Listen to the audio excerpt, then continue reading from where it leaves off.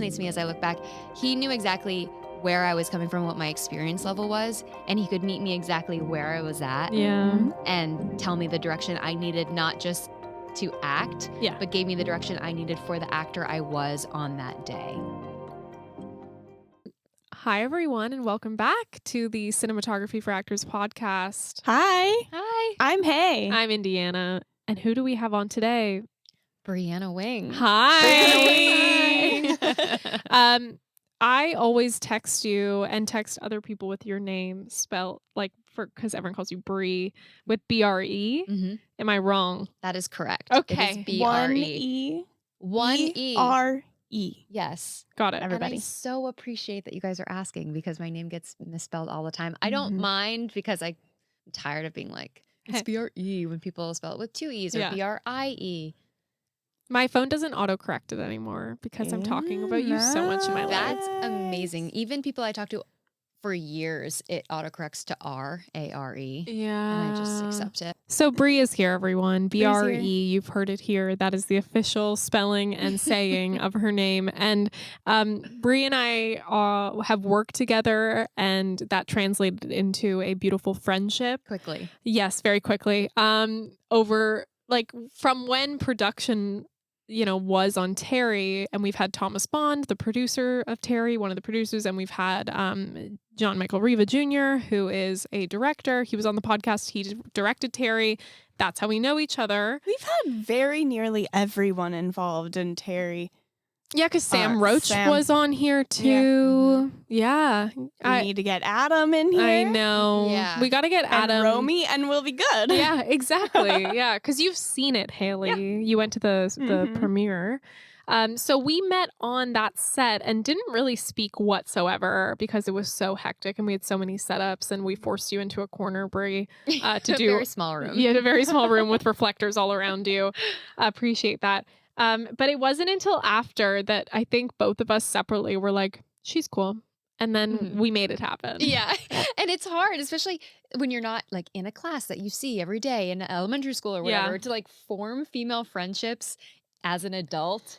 Yeah. The first time we hung out solo, the whole day prior, I was like, I guess I'll go get snacks. Like, what am I? I know. How do we hang out with people? I know. I'm like, what do I bring? Yeah, I know. Because you know that you like that person for some reason. You're like, they're good people. Like, I want to be friends with them, but how am I going to make this happen? And also, like, I don't want to mess it up. Like, it's like a date, And so Bree is here to talk with Haeleigh and I about kind of being an East Coaster like us. And like East Coaster. Sure. You're kind of East Coast, right? No. Where's Utah? Utah is the Mountain West, so it's like 3 states inland from California. Okay, got it. I'm Canadian. A West Sider, really, of the United States. So this is a podcast episode where 2 East Coast women talk about what it's like with one West Coast woman making it in California as human beings in the art world. And I'm not even sure where to dive in except to say you came to LA when you were really young. Yes, I came out to California to go to college when I was 18. Okay. And then I moved to LA after I graduated from college when I was, when did I graduate from college? 21. Yeah. And you immediately were working on set, right? Yes. Yeah. Because I had started interning. I studied production design at Chapman University, which I loved. Yeah. So when I was 18, in between freshman and sophomore year, I got an internship in the art department of Iron Man 2, which was amazing. And I studied drafting, life drawing, ceramics, and I always loved theater. I'm acting now, but I basically studied production design for 4 years, worked for this specific production designer, and then he hired me right out of college onto Django Unchained in the art department. And I mean, we did not say this, but Bree is multi-hyphenate talented in not only acting but in pottery and other anything. We've discovered She's that an artist. Art. Yeah. We can give I think anyone in this room, we can give them a business idea and know that they'd probably be able to figure it out in 5 minutes or so. Yeah, and how to absolutely. build it, how to do it, how to hustle, how to get it done. Who to call? It's like, I know somebody who knows somebody. Yeah, we'll just like text them real quick. I know. Just do that. Exactly. And so, I mean, one of the things that I told the director we had on, John Michael Riva Jr., was that I would bring up his father, who that's how we kind of know each other. And obviously his father passed, and I've never been able to meet him, but it feels like the connection that's happening with our friendships currently in life have kind of all stemmed from him, because that's how you kind of met Mikey, who got and like you got cast in Terry, and you've had that relationship with that family, and that's how you got into art department. And so I would love to talk about the idea of like the role of a mentor in your life that young, and kind of bringing you along in the process. Well, shit, guys. I mean, I might start crying. Oh, I'm sorry. It's okay. It's okay. It's good. We're here to support that. Yes. Thank you. Yeah, it's I don't even know where to begin. But yes, I came to California, I didn't know anybody. I was born and raised in Maine. My whole family is there. And I came out to California, and I always loved crafts and art. My mom would make my Halloween costumes my whole life. That was just like part of my life. So at Chapman, it's very production based. And so they make you take like editing 101, production design 101, or at least they did then when I entered in 2007. And I really gravitated to the design program because I love drawing and I love researching. And my production design professor was the late Larry Paul, who did Blade Runner and Back to the Future and Romancing the Stone. I asked him if he knew of any internship opportunities, and he knew John Michael Riva, who we just call him Riva. It's like to say the full name. I don't and I just know Mikey as Mikey. So Riva, that's what I will call him.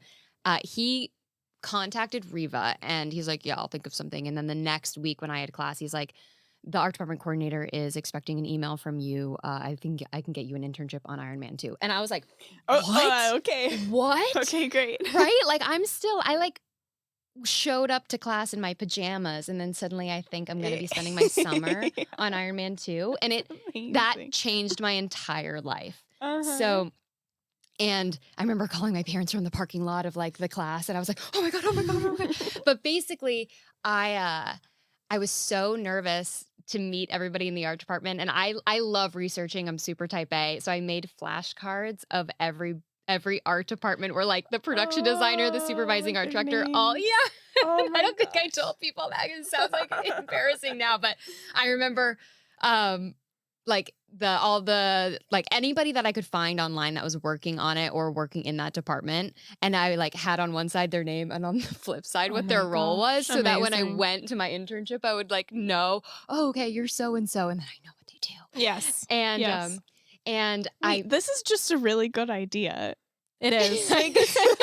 I always want to know who I'm working with. Yeah, and like That's great. I don't think I'm bad with names, but sometimes when I first meet people, I just get so excited to meet them like a puppy. I'm just like, oh shit, like I immediately forgot your name, but I'm not that person, and I don't mean to be an asshole. But I just am really excited to meet you. And so I was like, at least I had a little bit of preparation. But I got there, and I remember, I met Riva and the art department coordinator, and everybody was so nice. They really took me under their wing, but especially Riva, Mikey's dad. And they would send me home with leftovers because they knew I didn't have a family out here. And I was like a baby. I was 18. That's what I mean. That's crazy. Yeah. And I think back, and when you're in the middle of something, you don't realize often how much fun you're having when you're having it. Always. Yeah. And when I go through a hard time now or a stressful time, I'm always like, I don't know how much fun I'm having right now while I'm in the middle of it. But in 10 years, I'm going to look back and be like, I was so lucky. Yeah. I was so independent. That was such a great time. Yeah. So they knew I was in college. One of the set designers met me. So let me back up. In my production design class, my professor basically assumed we all knew how to draft, but we were 18-year-olds. He's like, you guys should just all quit and go get an architectural degree and then come back and learn production design, because that was the world he knew about. And we're like, well, that's not our situation. So like some of the set designers would meet me at a public library after work or on the weekends and give me a crash course in drafting. Oh my gosh. It was so that you could do good at school. Yeah. To get the job that you kind of already had. Yeah, I know. And like they were so, like Riva was so supportive. He believed in family style lunches. So no matter how Aw. busy or stressed the whole department was, he wanted us to all stop what we were doing and go sit around a large table. And he wanted to know how school was going for me, how my assignments were going. He wanted Oh to know my how some of his set gosh. designers' kids' soccer games were going on the weekend. And I knew I won the lottery because there's a Mhm. lot of bad people, but especially since I lost him in my life as a mentor and a boss, and I am having trouble finding other. I mean, there's a lot of great Mhm. people out there for sure, but that's Similar. rare to have Yeah. somebody that to dive right in at that level, valuing a work-life balance, and that's what I was being taught, and I was very impressionable, right? I was coming in being like, "Whatever you tell me, I'm gonna think is the whole industry." Right. And so I remember we were all sitting at lunch, and I was, like, laughing along at something I didn't understand, and then he kinda pulls me aside, and he was like, "You have no idea what we're laughing about, do you?" And I was like, "Nope." He's like, "Keep doing that." It's so important to have mentors or people that like really guide you authentically in this industry. And that's, I mean, really why Haeleigh and I started CFA and this podcast and the community building events that you've been a part of, because for actors starting out in this industry and for newer filmmakers and like crew, it is sometimes really difficult. And like the importance of that cannot be like overstated. Like it's Yeah. just it's so amazing to be brought on, and I love that you had that experience, especially coming from not a film background, not a film family, not any of Yeah. that. And then being able to like you told me that at one point he on Iron Man, he was like, why don't you go, like, take a break and watch Oh my Robert Downey god. Oh Jr.? my god. Yeah. That was such a gift. I mean, Wow. I would do anything. I was so grateful to be there. You know, I didn't have any connections. I knew nobody. So really, I would be like, "Yes, I'll take out the trash or I'll go hang out on set." Like whatever you need me to do, I am so happy to do it. And um one day cuz he was, I did grunt work for sure, but he also was like, "You should learn everything you can." So one day he let me go just hang out on set and watch Robert Downey Jr. act. And Wow. he wasn't like, "Be back in an hour." He was like, "Just go observe, see how the whole machine works, watch the actors and have fun and learn." And so I just like, and I became very good. I've like been like producers, assistants, and directors' assistants, and I learned how to just sit in the shadows and Glee like pay watch. attention. Yeah, Yeah. exactly. But I remember just hanging out like in some corner watching him for hours, and I was like, Mhm. "Oh my god, that's amazing. I want to do that." Yeah. And Yeah. I did start at Chapman as a film and theater double major. Mhm.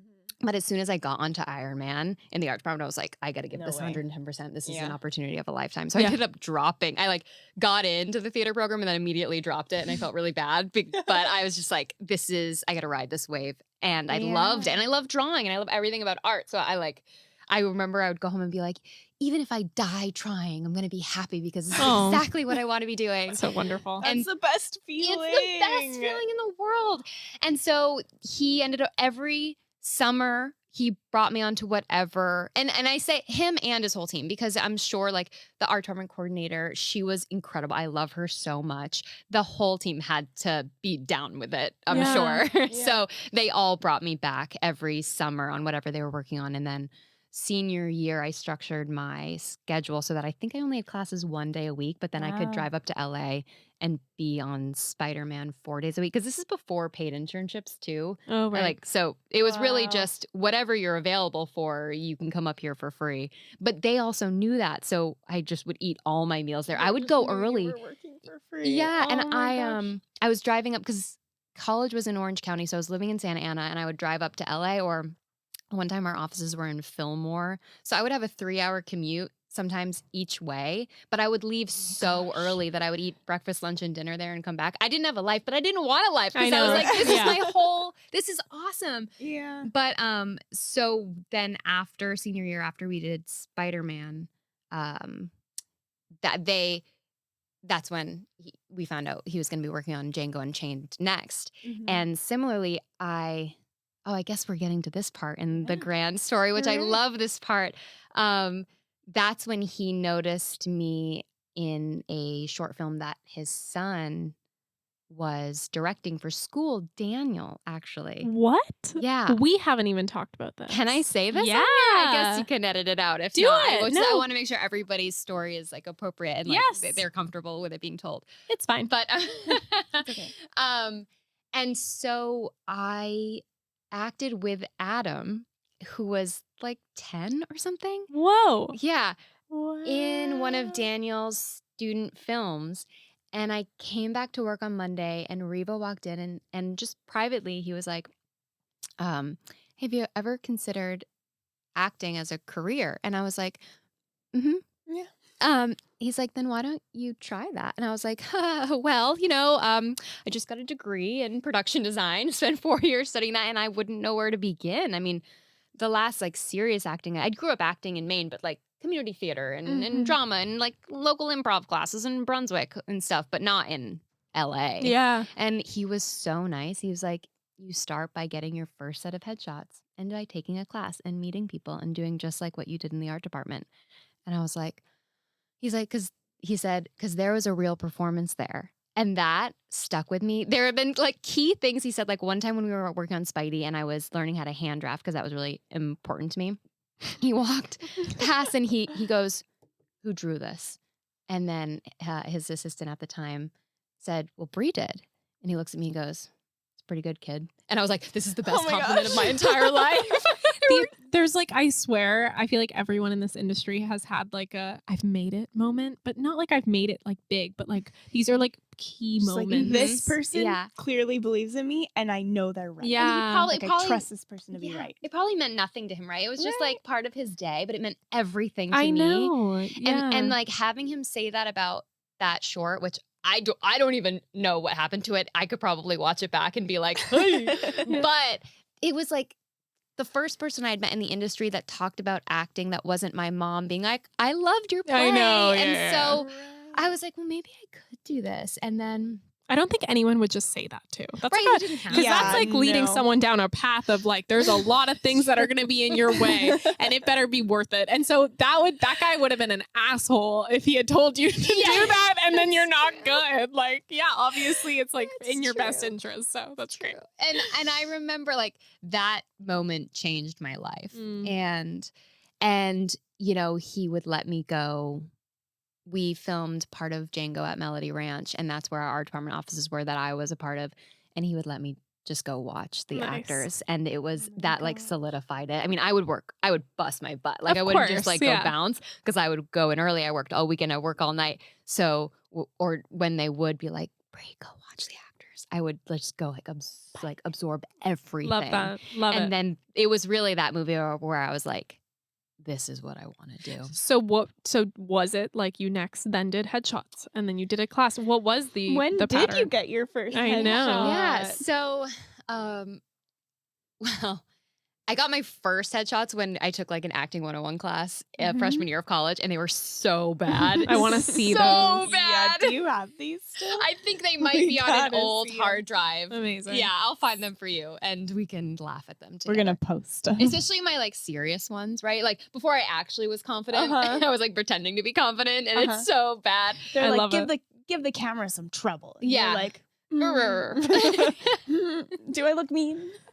But it was taken by the teacher, like the professor. So it wasn't even the experience of like booking a headshot photographer in LA, which is different. But it was a great learning experience. And I guess in a sense, it was like the acting 101 being like, this is part of what you're going to be doing as a working actor. So perhaps that was part of the lesson and we didn't even really know it. But when we were filming Django, a lot of people know this, but Reva passed away.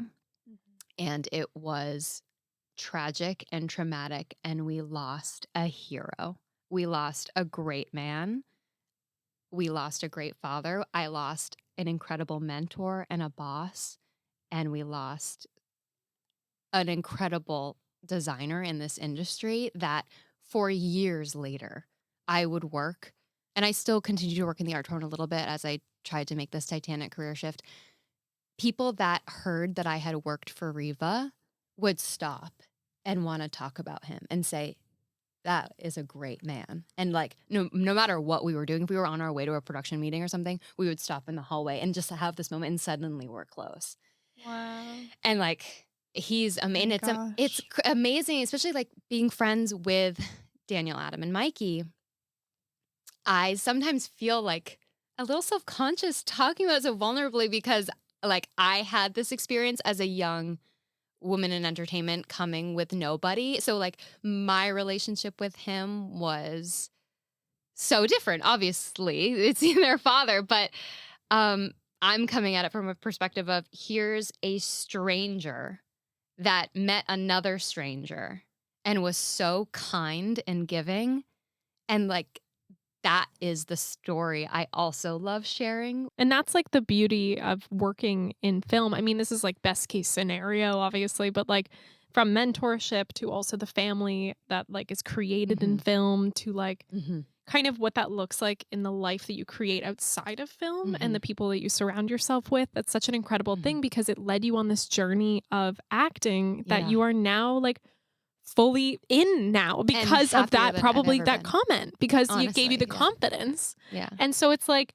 even though like, I hope anyone that like hears stuff like this understands that the struggle and the hustle of working in film is worth it for so many levels. You might be realize you want to be an actor, but you're working in art department, or you might like, you know, want to direct, but you're currently crewing as a PA. Yeah. Like, but all of these things, and like Haleigh's the same. It's like all of this experience on set has led to the next step in like the evolution of your career. I'm so glad you brought that up because, I, you know, I had to keep paying the bills. So a bunch of us scrambled and I became an art department coordinator on this NBC show, 1600 Penn, which was a promotion. But all the while I was like, oh no, I want to act. Yeah. And then I was getting calls and emails from the union being like, you've got enough hours. Like you need to join the union or stop working. And I was like, oh no, I don't know this if is I not the want union that. I want to be in. Different union, please. I know. But I kept meeting a lot. I'd start taking all the UCB classes and the groundlings and the ongoing scene study, and all these actors had studied it in college, and I felt like I was way behind the eight ball. Like maybe there's a whole bunch of stuff I didn't know. Like I didn't study Shakespeare, and now I feel like I'm playing catch up, and everybody's so well versed. I felt like I didn't know anything.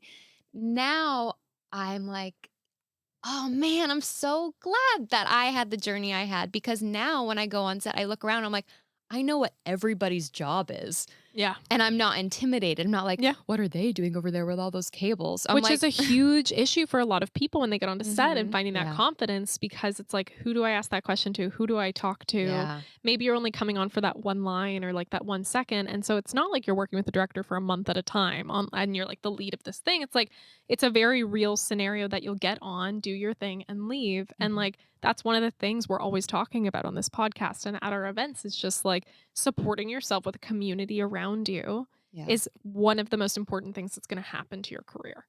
Whether or not you know exactly why you're meeting that person now or why you get on with them so well, it's just like we enable ourselves the opportunities by putting ourselves out there and past our comfort zone so that hopefully we can be more confident when we get onto set. And I was having drinks once with a former boss, and I kept saying, I feel like this big disconnect where I had this one career and now I'm starting over with the second career, and I feel like I'm getting a late start. And he said, you should stop thinking about it as two separate careers, but as one long career, because the first chunk still really helps your second chunk. Yeah. And I needed to hear that because it's true. And it made me feel less like I was starting over and I'm so far behind. Yeah, I get it. Because I'm not. And, you know, after I was an art department coordinator, I was an assistant to a producer and then a director. And I was CC'd on a lot of the, especially when I worked for a director developing TV shows, I was CC'd on a lot of the casting emails. And that was fascinating. You need the That's context. A lot of Yeah. And insider knowledge. Oh my gosh. And to learn. And at that time, I was learning it. At that point, everybody that's auditioning is so talented. It's not even about the acting anymore. Yeah. It was about, does this person look like they could be siblings with this person? Does this person look like they could be married to for 20 years to this person? Yeah. And so now when I audition, I'm like, it probably had nothing to do with me. Yeah, I know. Yeah, exactly. It makes the rejection a lot easier to take. So many people, you know, who haven't been doing it for a long time or haven't done it at all, or like, I could never do that. I could never be an actor. There's so much rejection, but including me, I say that all the time. Yeah, like realizing the rejection most of the time is not about whether you're good at acting or whether you're like pretty, like it has nothing to do with that. Yeah. And that makes it a lot easier to be like, well, I'll just send my thing off. Maybe they'll like it, And I don't want to be miscast either. Yeah. Because then I might look. Then you stick out. Yeah, exactly. So I love auditioning. Over this journey, I've met a lot of actors that hate it or they get really nervous. And sure, when you walk into a new room with a whole bunch of people, there's definitely that feeling. But I don't really worry that much anymore. Because I just am like, this is so great. I get to play today. I get to audition. And from art department, I love researching. Like, one of my favorite things from the art department was spending so much time figuring out what wallpaper this character is going to have. And so and I remember watching this documentary on Frank Lloyd Wright, and he would have a meeting and he wouldn't draw, or at least in this one case. And his assistant kept being like, okay, like they're on their way.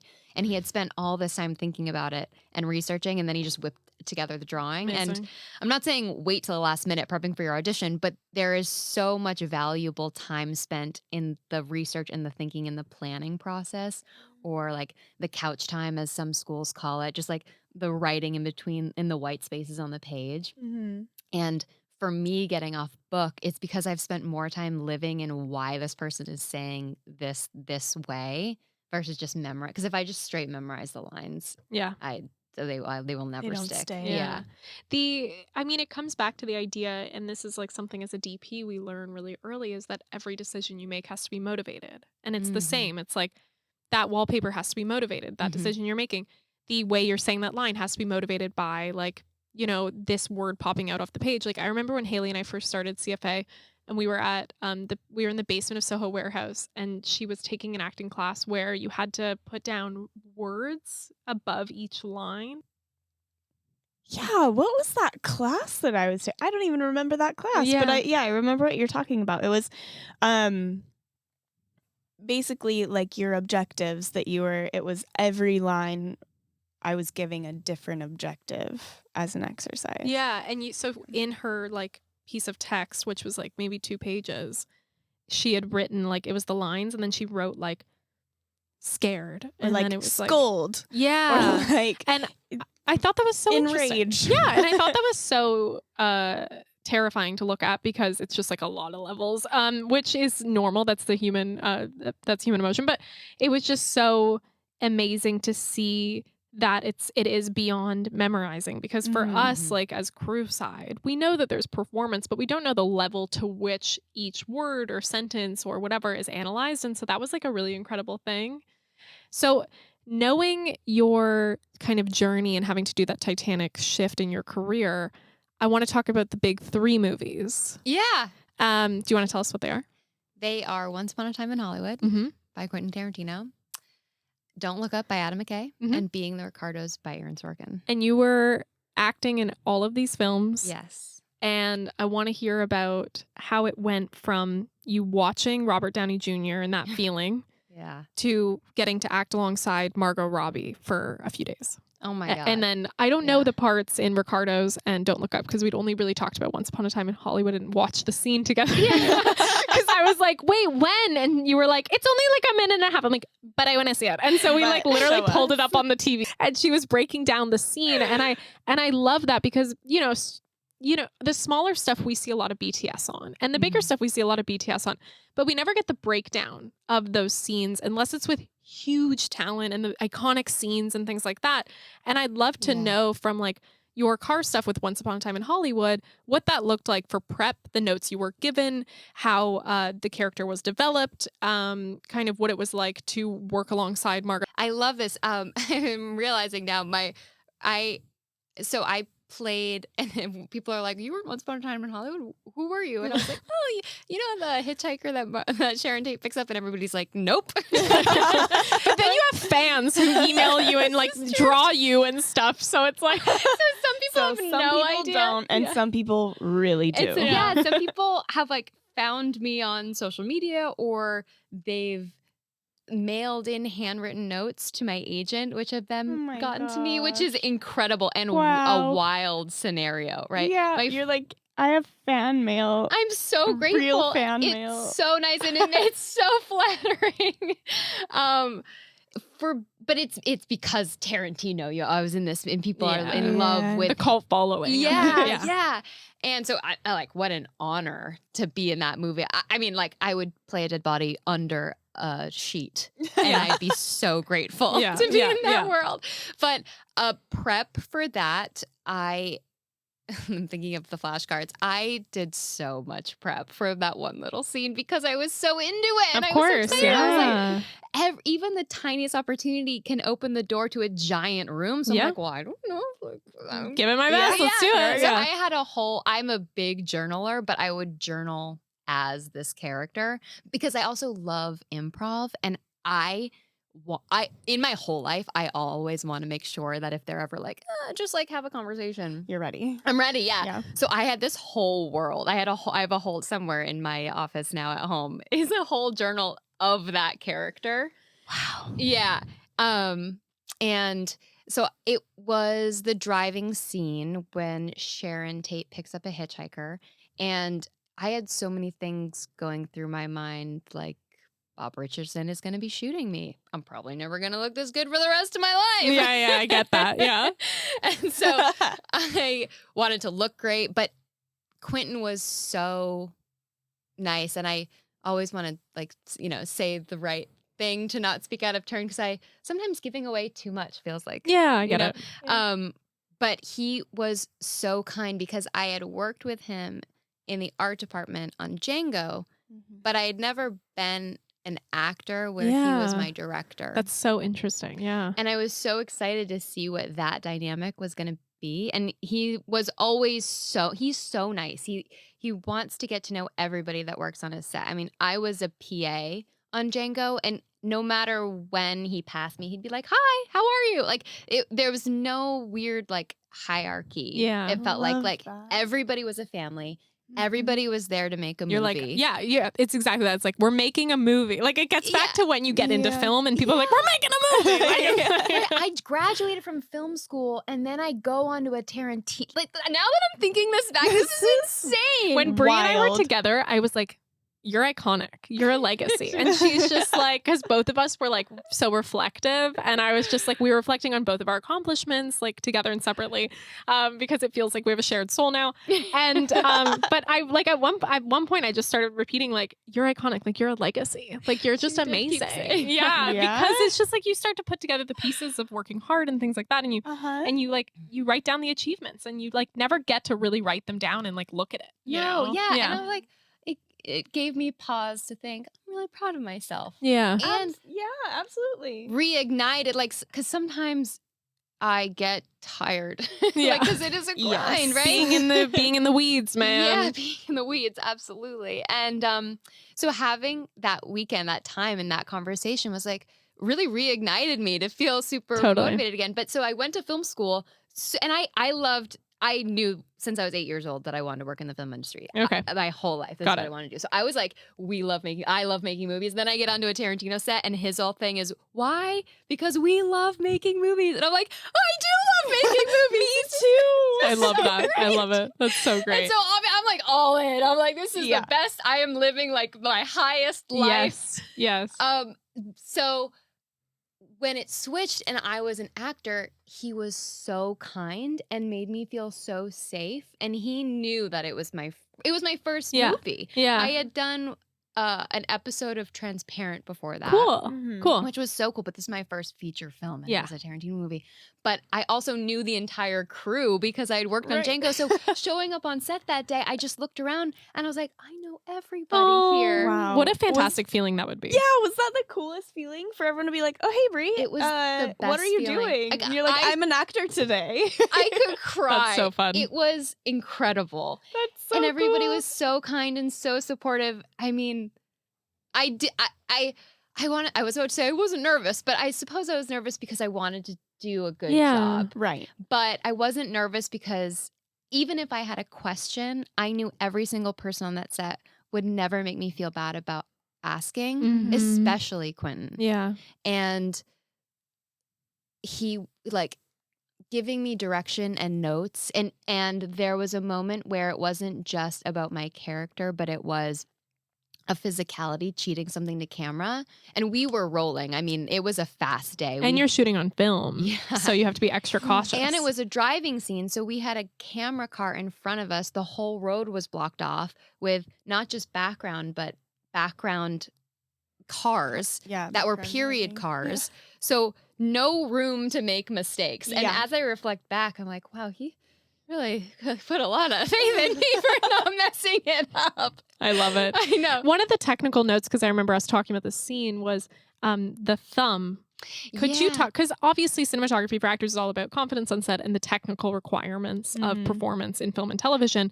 And this is exactly that. And I think the way it was communicated to you was really brilliant. It was so brilliant. So basically I'm sticking my thumb out because I'm hitchhiking, and Quentin was like, it's going to look and feel like a weird angle. So if I were to just normally stick my thumb out, it wouldn't look right. But the way the camera was framed, he told me to adjust my thumb in a certain way that looked really weird. And felt really weird. Yeah. But so efficiently and kindly, he was just like, do this. It's going to feel really weird, but trust that it looks good on camera. So within like 10 seconds, he explained why I'm making this weird adjustment with my hand and what it will look like. So what it will look like, why we're doing it, and to trust that it's going to look the way I want it to look. Yes. Yeah. And of course, because of who he is and who was shooting and the whole team and what that was, I was like, great, I trust you, whatever it is.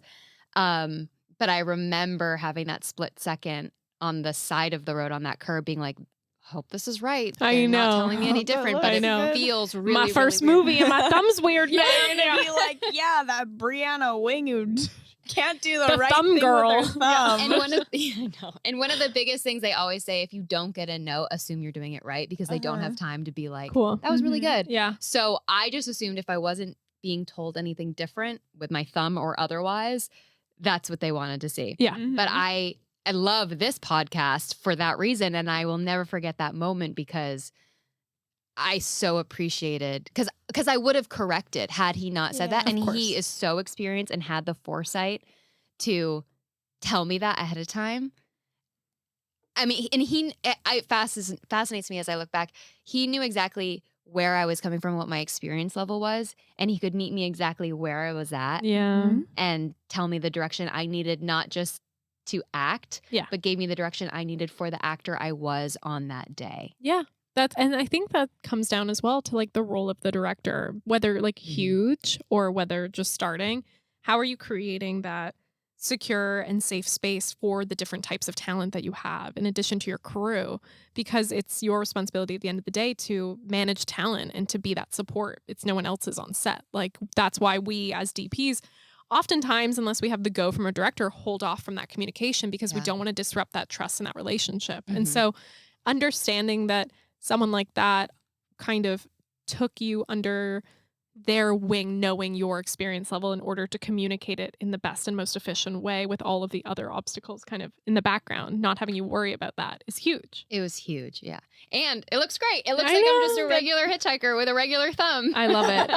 Okay. So also, Don't Look Up, being the Ricardos. Being the Ricardos, yes. What were the experiences, the scenes? How did you get cast? What's the steps and everything? Yeah, absolutely. So Don't Look Up by Adam McKay was next, and I had auditioned for that.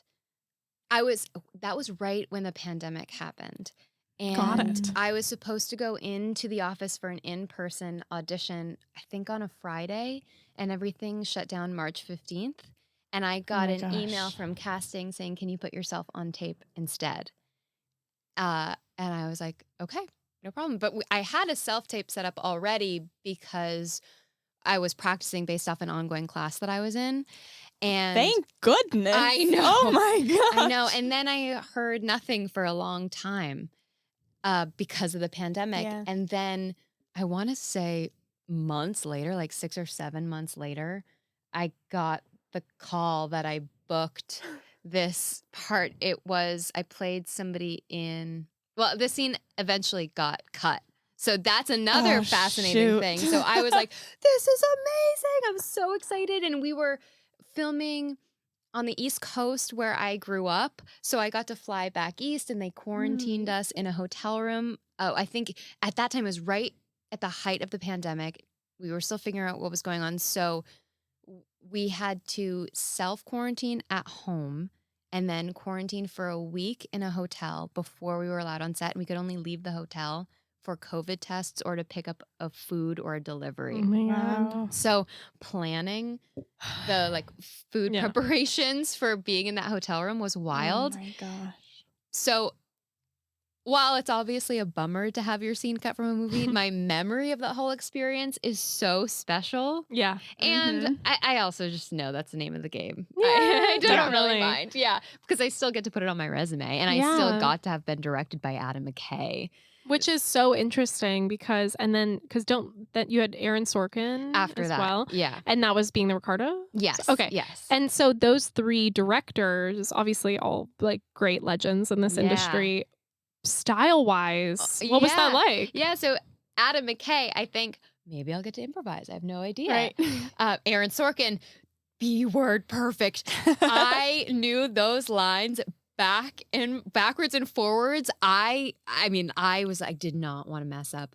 And but I did make it into Being Ricardo's. I was a chorus girl Angie in a flashback scene with Javier Bardem and Nicole Kidman, which that blew me, right? So I'm like, I want to be an actor now. And then I like booked one time in Hollywood in my scenes with Margot Robbie, and then Being the Ricardo's, just like, this is really funny. This is just like exactly what I hope the universe has for us all, is like following the path of like greatest resistance, but with biggest outcome, like of just like be in the weeds, like earn like the network and the connections and meet people for who they are and experience them in like their most wholesome self, and that'll lead to like the best opportunities to put yourself in to show that you can do things. And I love that you had that. That's so cool. Yeah, well, I mean, just like clear, like such a reward for just like listening to yourself, and following your like trusting yourself, right? Like, because you could have been like, no, I'm good. I have this great career. I have the degree. That would be fun, but it's okay. Yeah. But instead, you were like, nope, not joining that union. Yeah. So I grew up playing field hockey. I was a super athlete. I grew up playing field hockey, and the captain, when we were like freshmen or sophomore, the upperclassmen gave us all quotes they painted on rocks. And mine, I still have, it said, accept the risk, expect the reward. There you go. Love that. That's exactly it. Mhm. That's exactly it. And that is what I live by. Basically, the idea of high risk, high reward. That's on a rock? Where's the rock? That's painted on a rock it's somewhere. Painted on a rock. Where is it? My bedroom in my parents' house back in Auburn. You Maine. need to bring that back with you and put it somewhere you see it every day. Put that in a shadow box. And that's brilliant. I love that. And then the whole idea of leap and the net will appear, which is very funny because I got very into flying trapeze while I was in this one ongoing scene study class for like 4 years. And I was showing people my flying trapeze. And at one point I did not get caught by the catcher, which is probably mistiming on my part, but it is a great example of I literally released from the bar and just fell into a net. And I was like, see, I'm good. That is my acting career. That is insane though. Oh my God. That's terrifying, but amazing. Oh my God. I know. And then, so for also having spent time on set in the art department, and when you go to film school, I mean, sure, I was a PA on a giant movie, but in between those, I was a production designer on little movies, or I was helping friends out with crafting. I would do anything. You would take turns helping each other. At the time, I would art direct whatever my production designer best friend at college would do, and vice versa. So when I worked on Being the Ricardos, I had these little high heels. And I am not a high heel person. I like really have to practice them. She drives a Subaru Outback. Yeah. Very handsome. Yes. Yeah. She is like earth She to the is core. a Birkenstocks girl. Yeah, I She am is. wearing Birkenstocks right now. Yeah. So, okay. You got these little heels. Yeah. And I had to walk over like dolly tracks and all these things and had to make it seem like I wasn't. And that's a whole other part of acting that, right? You know, when the you're physicality. Yeah, when you're just in a scene study class and you're emoting and you're feeling and you're doing all these things, you're not thinking about the light that's burning your face or the fact that you're in high heels that are sort of came from a rental house and are like maybe kind of broken and don't fit you very well, but they look great and you make it work, or they're sticking and so you walk a little funny, but then you're stepping over like cables and like there's like small little mountains because they're covering up the cable so you don't trip, but it's still weird and you're trying to be like and like walk up to somebody, but not. So when I watch that scene back, I'm like thinking of all the things I had to walk over. You're like, oh my god, You're like, I sold it. Don't fall. That's amazing. You are engaged to an actor as well. I am. Edward. Yeah, Edward's coming on next time. I can't wait. What is it like doing self-tapes together? What is it like both being actors, living in the same house? Right. Like, talk about this, Bree. I love that you asked this question. It's so much fun. Before I dated Edward, I was like, I'm never going to date an actor. But now I love it because getting off book is so easy. We'll be brushing our teeth, running lines, falling asleep on our pillow, being like, can we just run it one more time, please? I love those. And we always have a reader. And so, you know, I also want to say, I book those awesome movies, right? I still work background. I still work as a stand-in. Oh, yeah. I still hustle so much. And there are years in between those projects when I'm just trying to book an indie, like, student film. For sure. Yeah. And so there are times when Edward and I have had to tape an audition at midnight based off his workday schedule and then my workday schedule, but we get an audition. So that is a great thing about living with and being engaged or dating. They get it. Yeah, anytime. They get it. And it's no big deal. The amount of times I've been in full hair and makeup in like a slinky little risque dress at 2 a.m. for a tape, for a quick tape. Yeah. And then I get like back into trashy clothes for whatever I'm about to go do for the day. Is comical. And he gets it too. And he's so supportive. If I have to set my alarm for 2 a.m. to get an audition done, because sometimes if it's a quick turnaround, we have to set our alarm for 2 a.m., tape it, and then edit it and submit it because they want it by 10 or 11. But I have to be on set by 7. Right. And so I'm waking up at 2. And when the alarm gets off, I preset the coffee. He gets up too. He groggily is like, I got to wake up. I got to be a reader. And it's so nice. That's so sweet. Yeah, you can't just like call a friend and be like, hey, 2 a.m. tape? Right. Please? I know. But we audition 2 a.m. Anybody up? So it's such a relief, especially during the pandemic. We always had each other. But then the tricky part is and we met in an acting class, so we have a lot of the same verbiage. So if I know something that he's doing regularly, we just have such a shorthand to be like, fix that because of this and do it in this way. But the flip side is sometimes he's so in love with me, but I like will see him watching me a certain way and I can see him just being like, oh, I love her. And I need to be like, you need to hate me right now. Actually, this is hard. Get it together. Cute. Yeah. You're so acting. Yeah. Stop it. Get into it, man. Yeah, it's very sweet. But the only time it is hard to separate because he tells me sometimes I can get a little tight when I'm like type A, or he calls me hard hat raccoon because I have small hands, so he calls me a raccoon. But so there's like a version of me where I walk around in a metaphorical hard hat and a clipboard being like, we need to do this and this and that time and this is on the list and we don't have enough time to do everything. Yeah. And so it's like when you know somebody so well, sometimes it is hard to separate that. There have been times when I have consciously had a different reader than him if it's a specific role. If it's a girl, I've had to audition for something where I was reading with a woman and I was talking about an abortion and I just needed not him there. Yeah, I get it. Yeah, that makes sense. Yeah, or it was a certain dynamic with another man, and we're both actors. We can act, but if there's another dude available for a certain vibe, Why not? I know. Yeah. You got to break it up sometimes a little. Yeah. But that's it's so cool. so nice to have just kind of a default. Mm-hmm. You don't have to worry. You know he's there if you need it. Yeah. And we never take down our self-tape setup, which is nice because we both... Isn't that the dream, Haeleigh? Yeah. That is the dream. Never having to take it down. You don't have to move any sofas.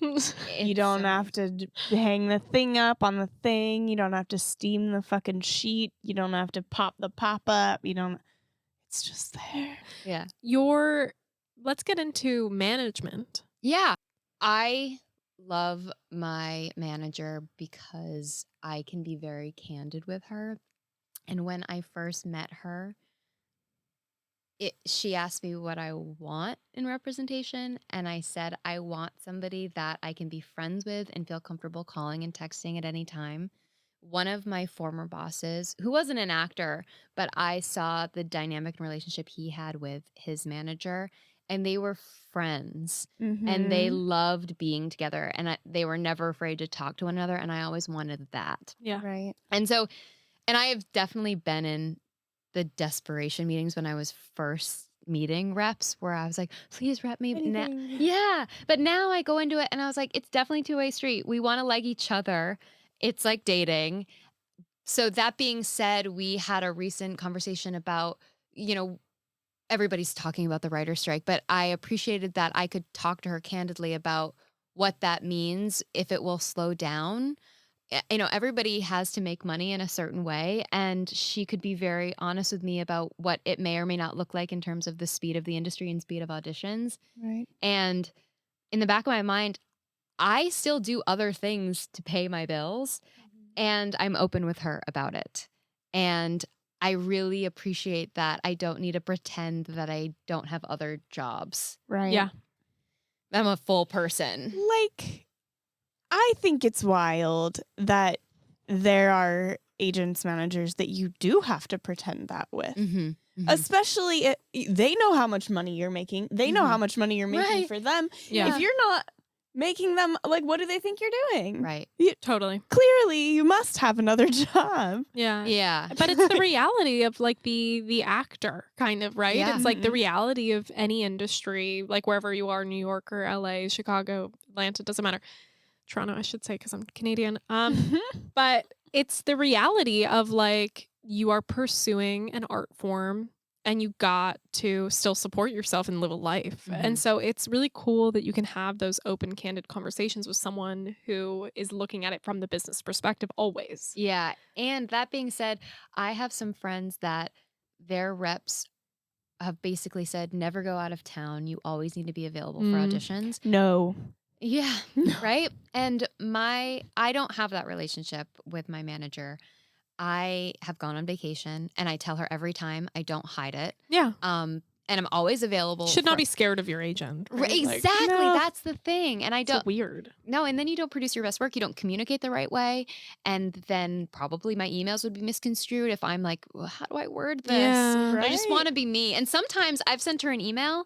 And even this past Friday, I called her up and I was like, that email probably came across really tight because I was in a hurry and I wasn't sure how to word it. And she was like, you were fine. But I like the fact that I can even be like, sorry if that email sounded weird. Yeah, we're good, right? Yeah, exactly. As a friend, what you would normally do. I was re-listening to Thomas Bond, our producer on Terry, our episode with him. And at one point we were talking about mean texting. Oh, yeah. And I called him a mean texter because I was like, you don't use enough punctuation. Why don't you like me? But then Haeleigh was like, you're a mean texter when we were recording. She's like, you are a mean texter because I don't use exclamation points and stuff. And I was like, oh shit. Okay. Yeah. Got it. Okay. But you need those candid conversations because also it's funny because you guys as actors are the most vulnerable parts of yourself a lot of the time because you have to play other people and you have to get into that headspace and you have to offer up the ability to be vulnerable in order to have an authentic performance that someone's seeing on a self-tape. And so it's it's something that isn't asked of a lot of people except for really actors. And so to have candid conversations is such an important thing because you're having to be candid with yourself when you're doing your work. It's crazy. I cry more than I ever used to cry. And in front of people, I probably like one would think I shouldn't be crying in front of like, I know I've cried in front of casting directors that I know, in front of like reps that I know. Yeah. And I'm just like, sorry, but this is who I am now. Coming out now. I love it. It's so great. Yeah. And it's like, you know, they say you practice yoga. I come at it from, I'm practicing the craft of acting. Yeah. I'm never going to perfect it. I'm going to have good days and bad days. And I will do my very best to prepare for that day. But I also have to just let it all go and be present on that day. And whatever I give on that day would be different than what I gave the day before and the next day. But that's what's happening that day. And that is part of the practicing acting. This is what we're getting on this day. Just like when I go to yoga, even though I had perfect posture and I was super flexible yesterday, if I'm really tight today, I'm still going to show up and I'm still going to practice yoga, but I'm going to look completely different than I did yesterday. Yeah. I think kind of tying everything up, the work that we met on, Terry. Yeah. Is a very different kind of role than the other ones you had done or have done thus far.